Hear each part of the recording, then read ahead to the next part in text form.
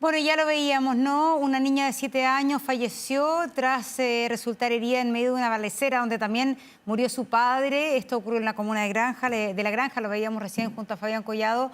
Bueno, y esto fue calificado como alarmante desde la Subsecretaría de la Niñez. Pamela Araya tiene los detalles. Pamela, adelante, buenas tardes. Hola, muy buenas tardes.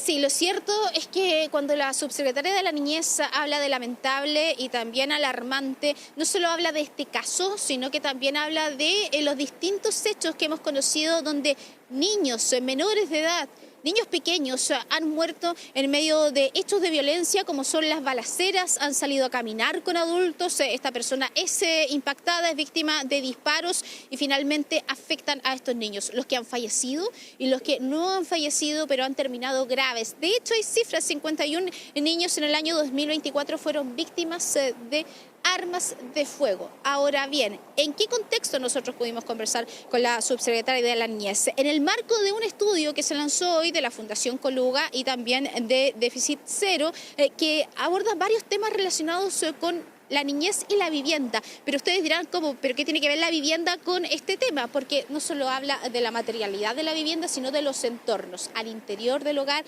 y fuera del hogar, de los barrios. Y en este aspecto, los que ellos han podido recopilar con datos de CACEN, de Techo Chile y otras organizaciones, es que el 47% de los niños, niñas y adolescentes de nuestro país vive en barrios con violencia crítica, es decir, que están expuestos a balaceras, que están expuestos también a situaciones muy violentas como las peleas, por ejemplo, y ellos viven en este entorno. Por lo mismo le preguntamos a la subsecretaria de la Niñez, fue minutos después de conocerse la lamentable muerte de esta niñita, y ella por eso también aborda este caso, pero también todos los otros que hemos conocido en el último tiempo. Escuchemos.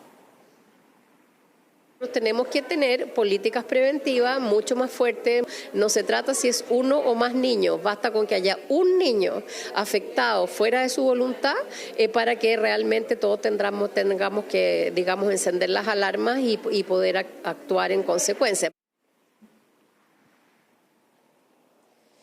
Bien, pero además yo les decía que ella decía que era lamentable este caso, así como era lamentable todos los otros casos. Destacaba el tema de la prevención. Hay que decir que la Subsecretaría de Prevención del Delito también han hecho una serie de planes como el programa Lazo, que lo que busca es garantizar un entorno seguro para los niños, pero efectivamente estos programas a veces no tienen mucho que hacer frente a lo que hemos visto. El caso de esta niñita, estaba en el auto y finalmente dan 70 disparos ahí que terminan con la vida de su papá y también con la vida de ella. Pero al comienzo también yo les decía que esto fue en el marco de un estudio. Les hablaba de un 47%, pero si lo vemos por región, acá hay diferencias. 58% de los niños, niñas y adolescentes viven en estas condiciones, es decir, con violencia crítica. Un 48% en la región del Biobío y un 47% en la macro zona norte. Hay que ver temas específicos. En el norte, claro, hay una situación también de muchos niños migrantes que viven en esta situación, lo que hemos visto en la región metropolitana, también una gran ciudad que es la región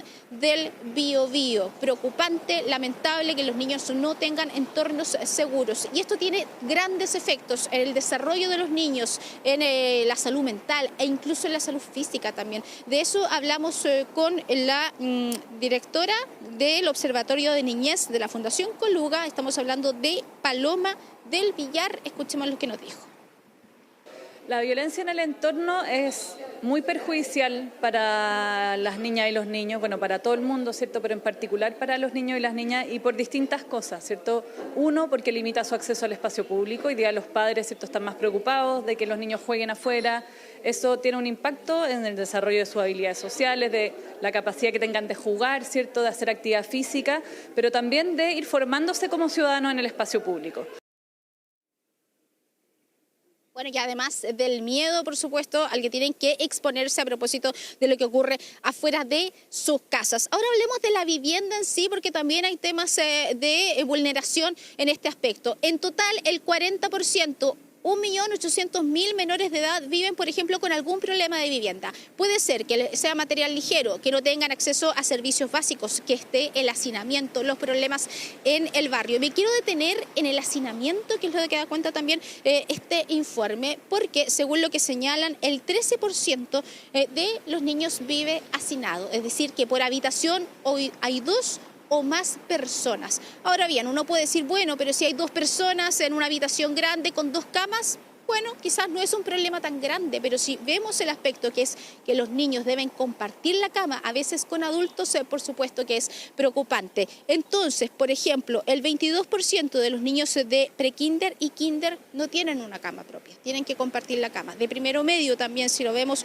un 6%. Ahora, si vemos donde se vive hacinado, acá es mayor, porque es prácticamente la mitad de los más chiquititos prekinder y kinder que tienen que compartir la cama con los papás, con el hermano, con el abuelo, con la tía. Y en el caso de los más grandes, los adolescentes, son 2 de cada 10 personas. ¿Cómo abordar este tema? También de las fundaciones decían que acá hay que abordar la política de vivienda desde el punto de vista de la niñez. Y hacían hincapié, por ejemplo, en las familias jóvenes y en las familias migrantes que también necesitan ahí garantizar la seguridad y buen ambiente para sus niños. Le consultamos sobre propuestas y sobre qué está haciendo el gobierno también a 2 exponentes. Estamos hablando de la directora de Políticas Públicas de Déficit Cero y también le consultamos a la subsecretaria de Vivienda.